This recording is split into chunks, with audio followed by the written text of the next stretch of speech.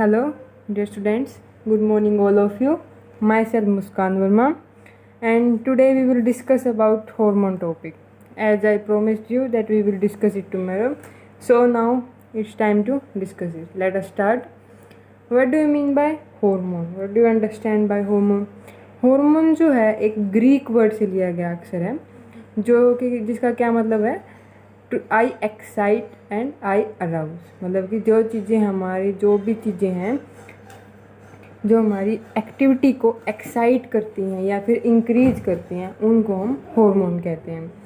Hormone जो होते हैं इनकी प्रॉपर्टी मेनली क्या होती है, ये नॉन एंटीजेनिक प्रॉपर्टी होती है। नॉन एंटीजेनिक से मतलब क्या है कि ये एंटीजन की तरह प्रॉपर्टी प्ले नहीं करते हैं, रोल प्ले नहीं करते हैं हमारी बॉडी में, और ना ही ये न्यूट्रिटिव हैं, नॉन न्यूट्रिटिव मतलब कोई न्यूट्रिशन से लेना देना भी इनका नहीं है। ठीक है, उसके बाद है कि ये किसकी तरह एक्ट करते हैं, बायोलॉजिकल कैटलिस्ट की तरह।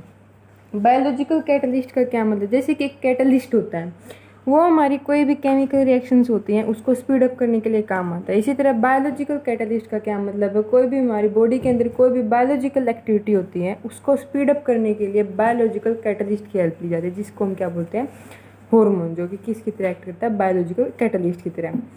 ओके, हार्मोन जो है एक केमिकल सब्सटेंस भी है एंड मैसेंजर भी है। मैसेंजर मतलब जो मैसेज को ट्रांसफर करता है वन सेल से अनदर सेल की तरफ, और केमिकल सब्सटेंस जो हार्मोन जो है किससे सिक्रेट होता है, कोई भी ग्लैंड से। ठीक है, उसके बाद जो है फर्स्ट केमिकल मैसेंजर हमारी बॉडी का कौन सा होता है, हमारा हार्मोन जो होते हैं हमारी बॉडी के फर्स्ट केमिकल मैसेंजर्स होते हैं। ठीक है, उसके बाद है जो हार्मोन है ये भी किसके थ्रू वर्क करते हैं, मीडिएटर तो इनको भी चाहिए होता है, किसके थ्रू वर्क करते हैं, CAMP के थ्रू वर्क करते हैं।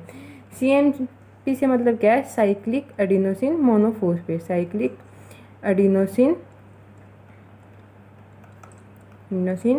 मोनोफॉस्फेट, इसके थ्रू ये क्या करते हैं, वर्क करते हैं।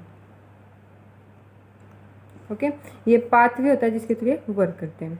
ओके, इसके बाद है कि जो हार्मोन होते हैं ये भी डिफरेंट टाइप के होते हैं। ठीक है, अब डिफरेंट टाइप के भी ये अलग अलग कैटेगरी में बांटे गए, उसके अकॉर्डिंग को कैटेगराइज किया गया है। सबसे पहले अकॉर्डिंग टू सोल्युबिलिटी।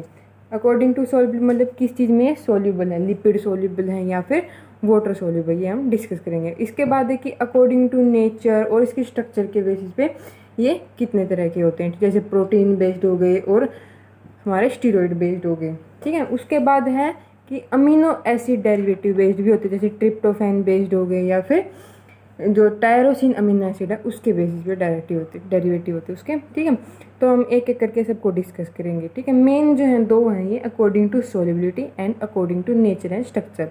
सबसे पहले अकॉर्डिंग टू सोल्युबिलिटी, जैसे कि नाम से पता चला सोल्यूबल किस में होंगे, तो एक तो होते हैं लिपिड सोल्यूबल।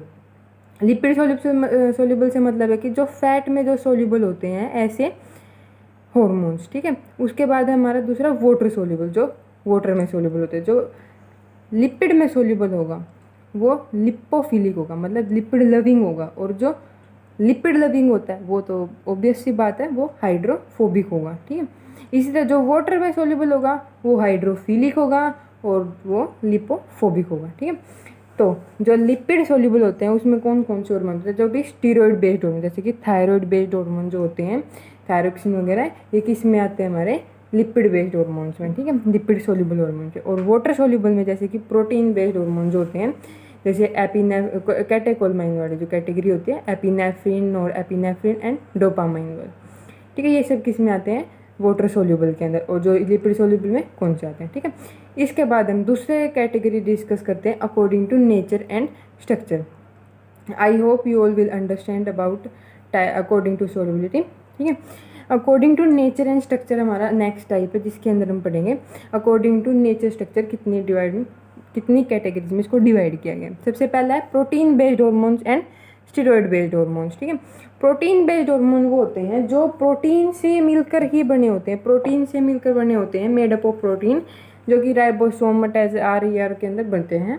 ठीक है, राइबोसोम एंडोप्लाज्मिक रेटिकुलम के अंदर, जो कि कौन से होते हैं, pituitary hormones and parathyroid hormone etcetera. इसके अलावा और भी आते हैं, जैसे पेनक्रियाटिक हार्मोन हो गए, प्लेसेंटल हार्मोन हो गए, कैल्सिटोनिन, हाइपोथैलेमिक हार्मोन भी हमारे कौन से हार्मोन होते हैं, प्रोटीन बेस्ड हार्मोन होते हैं। ठीक है, उसके बाद दूसरे हैं हमारे steroid based hormone. Steroid based hormone वो होते हैं जो कि ये हमारे कोलेस्ट्रॉल और एसीटेट से मिलके बने होते हैं, ठीक है।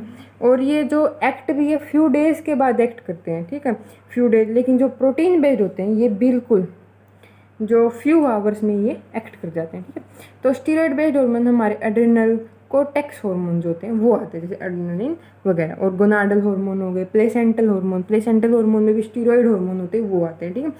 और vitamin D and nitric oxide वगैरह जो हमारे स्टीरॉयड बेस्ड हार्मोन होते हैं, ठीक है। उसके बाद हमने बोला था कि एक अमीनो एसिड डेरिवेटिव भी होते हैं। क्या होते हैं? अमीनो एसिड डेरिवेटिव भी इसकी कैटेगरी होती है, अमीनो एसिड डेरिवेटिव, जिसमें हमारे दो आते हैं। एक तो होता है हमारा ट्रिप्टोफैन और सेकंड होता है हमारा टायरोसिन, ठीक है। टायरोसिन अमीनो एसिड डेरिवेटिव ये इतने ज़्यादा इंपॉर्टेंट नहीं है, वैसे मैं बेसिकली बता देती हूँ। ट्रिप्टोफैन जो अमीनो एसिड डेरिवेटिव्स होते हैं इसमें हमारा सीरोटोनिन, मेलेटोनिन ये वाले हार्मोन्स आते हैं। और जो हमारा टायरोसिन अमीनो एसिड डेरिवेटिव है इसके अंदर हमारे thyroid hormone, melanin hormone, adrenal medullary hormone आते हैं, जैसे कि कैटेकोलामाइंस, ठीक है। उसके बाद हमने 3 कैटेगरीज को डिस्कस किया। कौन सी कैटेगरी या बेसिक हार्मोन को डिवाइड किया गया। सबसे पहले हमने अकॉर्डिंग टू सोल्युबिलिटी, किसके अंदर सोल्यूबल है, lipid soluble and water soluble. And next हमने डिस्कस किया according to nature and structure, protein based hormone and steroid based hormone. उसके बाद हमने डिस्कस किया according to amino acid derivative hormones, tyrosine amino acid derivative और tryptophan amino acid derivative. उसके बाद हम डिस्कस करेंगे एक छोटी सी जो मेन जो इम्पोर्टेंट बात है आपको बतानी है। जो हमारे हार्मोन होते हैं ना ये डायरेक्टली टारगेट सेल पे जाके एक्ट नहीं करते हैं। इनको एक्ट करने के लिए एक रिसेप्टर की नीड होती है। ये रिसेप्टर के थ्रू ही एक्ट करते हैं। ये क्या करते हैं? रिसेप्टर्स क्या होते हैं? मेन बात ये है रिसेप्टर्स क्या होते हैं। रिसेप्टर जो एक स्पेशल बाइंडिंग साइट्स होती हैं, किस पे? सरफेस पे प्रेजेंट होती हैं, ठीक है। सरफेस पे प्रेजेंट, टारगेट सेल की सरफेस पे प्रेजेंट, जो कि इनसाइड द सेल भी हो सकती हैं, ठीक है, सरफेस भी प्रेजेंट होती है, ठीक है। तो रिसेप्टर मेन ज़रूरी होता है किसी भी हार्मोन को बाइंड करवाने के, तभी वो अपना एक्शन परफॉर्म कर सकता है, फंक्शन परफॉर्म कर सकता है। तो एक जो टारगेट सेल होती है ना उसके पास मिनिमम से मिनिमम 2000 से लेके 1 लाख तक रिसेप्टर प्रेजेंट होते हैं, जो भी एक पार्टिकुलर हार्मोन के लिए। कहाँ पे? ऑन टारगेट सेल के ऊपर, ठीक है, जिसके ऊपर वो आके एक्ट करेगा, ठीक है। उसके बाद है नेक्स्ट जो रिसेप्टर्स होते हैं, उसके बारे में आपको मैं डिटेल में बता देती हूँ रिसेप्टर्स क्या होते हैं। ओके, रिसेप्टर्स जो होते हैं स्पेशल, मैंने बताया आपको, स्पेसिफिक बाइंडिंग साइट होती हैं जो कि प्रोटीन से मिलकर बनी होती हैं। कहाँ पे प्रेजेंट होती है? सरफेस पे या फिर inside the target cell present होती है, ठीक है। इनका मेन काम क्या होता है? जो हमारी रिसेप्टर्स होते हैं इनका मेन काम क्या होता है? एक तो ये रिकॉग्नाइज करती हैं एंड बाइंड करती है लिगेंड से। अब ये लिगेंड्स क्या होते हैं? लिगेंड कोई भी चीज़ जो बाइंड होने के लिए, जैसे कि हार्मोन हो गया, ड्रग हो गया, ठीक है, न्यूरोट्रांसमीटर्स ही हो गई, ठीक है, जो भी चीज़ें बाइंड करने के लिए आती है उसको हम बोलते हैं लिगेंड, ठीक है। तो उन लिगेंड्स को ये रिकॉग्नाइज करती है और बाइंड करती है उनके साथ, उसको हम बोलते हैं रिसेप्टर। और फिर दूसरा काम क्या करती है? एम्पलीफाई करती है, उनके सिग्नल जो होते हैं उनको इंक्रीज करना, एम्पलीफिकेशन करना उनको, ये इसका मेन फंक्शन होता है रिसेप्टर के। तो रिकॉग्नाइज करती है, बाइंड करती है, एंड दूसरा amplify the signal and message, ठीक है। उसके बाद जो साइट होती है रिसेप्टर्स की, ये रिसेप्टर जो हैं सरफेस पे प्रेजेंट होते हैं, इनसाइड द सेल भी, सेल मेम्ब्रेन पे, साइटोप्लाज्म में और न्यूक्लियस वगैरह सभी जगह पे ये प्रेजेंट होते हैं रिसेप्टर। तो अब कौन सा हार्मोन कहाँ के लिए कौन से रिसेप्टर पे जाके बाइंड होगा?